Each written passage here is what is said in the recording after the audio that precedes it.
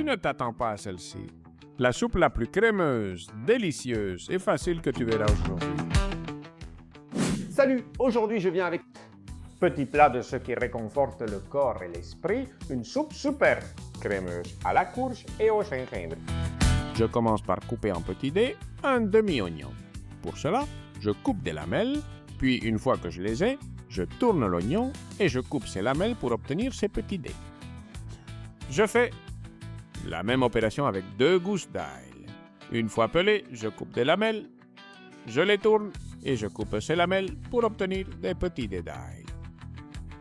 Maintenant, dans une casserole, je verse un filet d'huile d'olive, à feu moyen ou un peu plus, et quand c'est chaud, j'ajoute l'ail.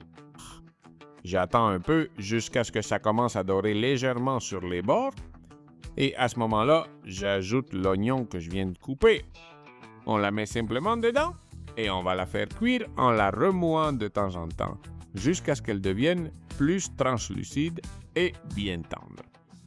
Regarde, c'est ce qu'on cherche. C'est le moment d'y aller. La première vraie touche de saveur, une bonne poignée de gingembre. Tu peux l'utiliser comme moi en poudre ou ajouter un morceau de gingembre frais.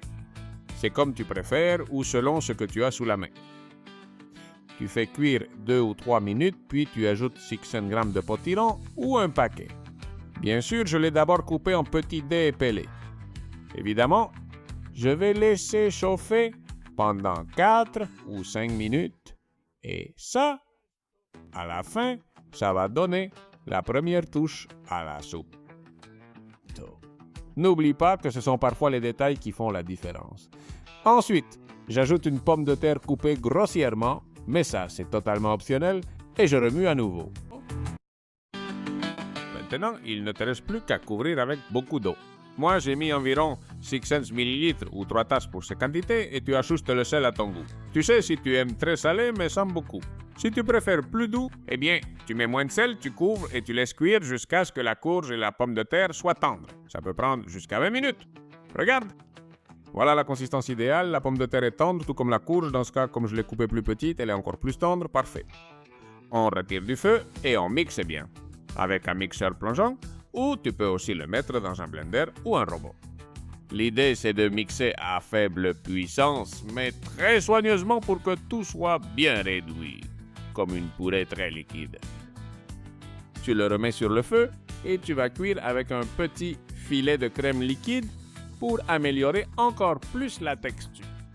On fait cuire pendant 4 ou 5 minutes et on aura déjà la soupe parfaite, ultra crémeuse et ultra facile. Regarde de près à quoi ça ressemble. Je vais me servir une Super Bowl parce que je pense que je le mérite.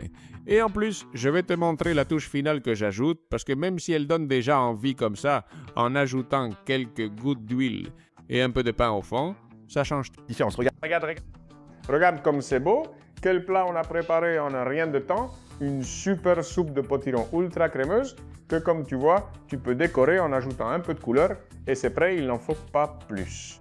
Bon, oui, une chose, une cuillère comme celle-ci pour te régaler. Regarde comme c'est beau, regarde comme c'est beau, regarde comme c'est beau.